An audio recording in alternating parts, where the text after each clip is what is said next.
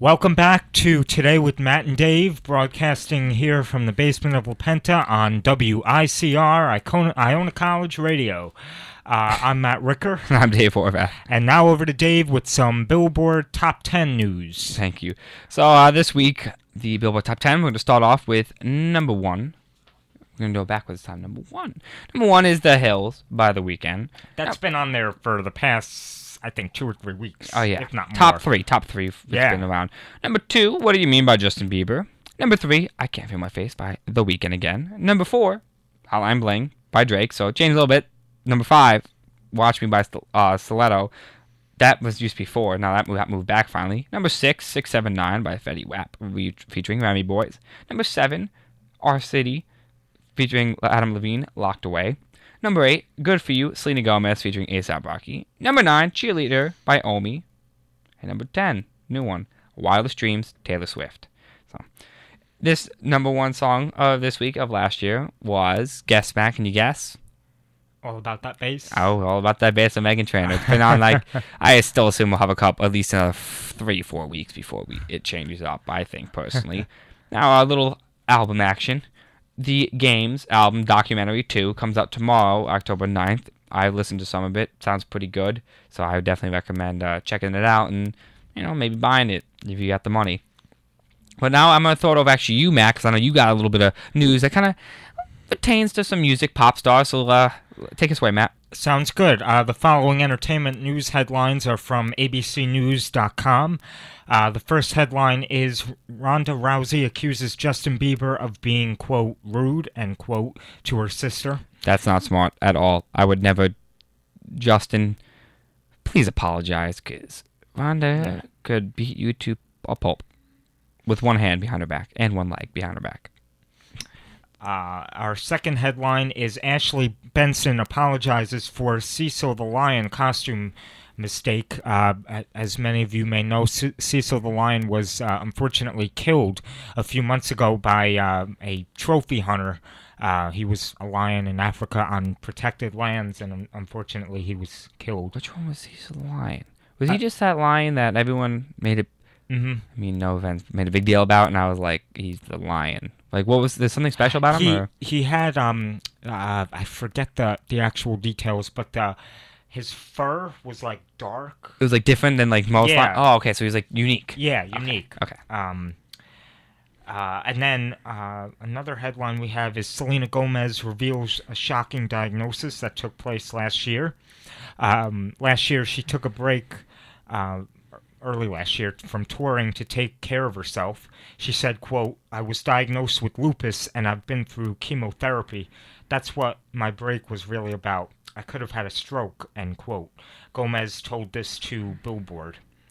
And for those of you who don't know, lupus is a, quote, chronic inflammatory disease that occurs when your body's immune system attacks your own tissues and organs, end quote. This is according to the Mayo Clinic. Yeah, so, I mean, I never even knew that. I mean, I wonder why she took time off, but it's nice. This is gonna sound not the greatest wording, but that she took time off to get herself better, and it's not like she was on drugs or alcohol like most of these child stars. They take time off because I need to go to rehab because I'm addicted to cocaine or I'm an alcoholic. No, she's taking it because she herself was sick. I'm glad that she did take time. Thank God. Thank you. Yeah, because it could have snowballed into something a lot worse. I mean, even though lupus is not like a disease where you can cure, but you can treat it and cope with it. I mean, she seems to be doing well now. So thank the Lord. Our best wishes are with her. Yep. Now I'm going to take it back. I'm going to talk about the box office really quick. Last week, my projections for people were, I said The Martian was going to be first, then Hotel Transylvania, then Maze Runner, Intern Everest. I wasn't wrong, but I wasn't right, you could say. I said number one in the box office was The Martian by Fox Entertainment. It came in at $54.3 million. Huge opening. Huge. They did not expect it to be as big as it was. I've heard great things. I really need to see it because they said it's awesome. Then number two was Hotel Transylvania 2 by Sony. Came in at $33.1 million, off 31% from last week, so really small, minuscule job. Number three was Sicario, movie about with Emily Blunt, Josh Brolin. Benedicto del Toro. It's about the Border Patrol, the U.S. Mexico Border Patrol. They gave it 12,100,000, which was up 607% from last week because it was a limited opening. But nice to see that. I did not expect that to be as big as it was. Number 4 was The Intern by Warner Brothers, so I was right there.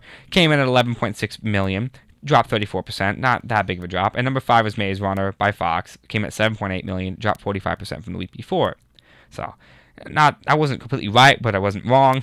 But made a little few mistakes there. Everest dropped a lot bigger than people expected, so we'll have to really see what plays on. Opening this week, though, got some really good stuff. Pan, really need to see that. It's a prequel to Peter Pan, starring, I love Hugh Jackman, starring Hugh Jackman as Blackbeard, Garrett Huntland as Captain Hook, but at that time he's not known as Captain Hook, he's just known as Hook. Oh, I didn't hear that was coming out. Oh, yeah, comes out. I'm looking forward to that. Oh yeah, it looks awesome, and that was a movie. A lot of scrutiny about Rooney Mara because she's playing the Native princess. People said, why do you have to have a white, quote unquote, white person playing a Native American? Why can't you be a Native American? So there's a lot of scrutiny there, but they make her look fantastic. So that comes out nationwide, and then Steve Jobs, the film featuring Michael Fassbender, Seth Rogen, and Kate Winslet, is only opening in New York and LA, so see how that comes out. And then Victoria, another limited film, let's see how that plays out. My predictions this week, I think Pan's gonna have a huge opening because it's one of those anyone can go see that. So I think it's gonna have a huge opening coming first. Then The Martian's gonna be 2. I think The Walk is gonna be big. Come in at 3. I think that's because that movement. They said the last half hour of that is fantastic, and people got like vertigo. People were throwing up in it because it made them feel like they were that nuts. But my question is, can the last 30 minutes pull people in to see it? I don't know. Number 4, I think, is going to be Hotel Transylvania, and then Sicario is going to be 5. So we'll have to see how that comes. Yeah, it sounds like a lot of good movies are coming out, and the season's finally starting to pick up. Oh, yeah. Well, we're getting to that time when good movies are out. Yeah, especially Martian. That one. Reviews are fantastic. Yeah. They said Matt Damon. It looks phenomenal. So. And actually, Matt, speaking about Matt Damon, nice little. It's Matt Damon's birthday today, so happy birthday to Matt Damon. Shout out to Matt Damon. Hey, hope you're listening, Matt. That'd be awesome if you were. But he turned 45 today. Sigourney Weaver, people know her from the Alien series, Avatar, 1,000 different things. She turned 66 today. Chevy Chase. I love Chevy Chase personally. Christmas Vacation. All the vacation films, he's hysterical. He turned 72. Angus T. Jones from 2.5 Men turned 22 today. And Nick Cannon, Mr. Star of America's Got Talent, turned 35 today. So wow. Happy birthday to all those people out there.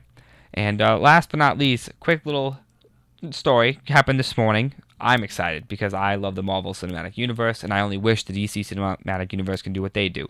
But Ant-Man will be getting a sequel, so great news for Scott Lang fans. Marvel Studio, this is actually reported by The Hollywood Reporter by Graham McMillan. Good news, and it's quoted, good news for Scott Lang fans. Marvel Studios' smallest hero will ride again with Ant-Man and the Wasp. People, if you saw the movie, the Wasp, you need to watch it. You'll understand who the Wasp is, but she fights along with Ant-Man. It will be a sequel to Paul Rudd's Vehicle is announced for July 6, 2018, so I'm excited. It means now that the previous locked Phase 3 schedule will shift again. The first being the Sony Spider-Man deal that they announced earlier this year. So now Black Panther moved from July 6, 2018 to February 16, 2018, and Captain Marvel got pushed from 2018 to 2019. So it'll be interesting. And there's also 3 untitled Marvel films in 2020 that haven't come out yet, that they haven't said yet, but they're going to be something good. I'm excited to hear. They got names going. They're Inhumans. There's a bunch of different possibilities for these films. Kind of what fits and where. We'll have to see that. But I'm excited. It's awesome. And the next time we will see Mr. Ant-Man will be next year in Captain America Civil War, which I'm telling you people will possibly be the best superhero movie ever. If they can do it right, it's going to be fantastic. I'm so excited, personally. I agree. Yeah, that sounds like a good one. And yeah, but I think that's it for today. You have anything else? No, that's all for me, Matt. Yeah, a lot of good stuff coming up. Good shows, and as you know, How to Get Away with Murder is on tonight at 10 p.m. 10 p.m. Okay. Yeah. So looking forward to that. And Law and Order SVU was on last night. That's one of my favorite all-time shows. Oh, hey, Matt. Tonight. Yeah, tonight, 9 o'clock. Blacklist. Yeah, I gotta catch up on that. Thanks for the reminder. Watch that and then watch How to Get Away with Murder. Yeah. But thank you all for joining us today. We had a great show, and we will see you right back here next week at 4 p.m. on WICR Iona College Radio. With that being said, I'm Matt Ricker. And I'm Dave Horvath. And we'll see you next time. Enjoy your Columbus Day weekend. Stay golden, people.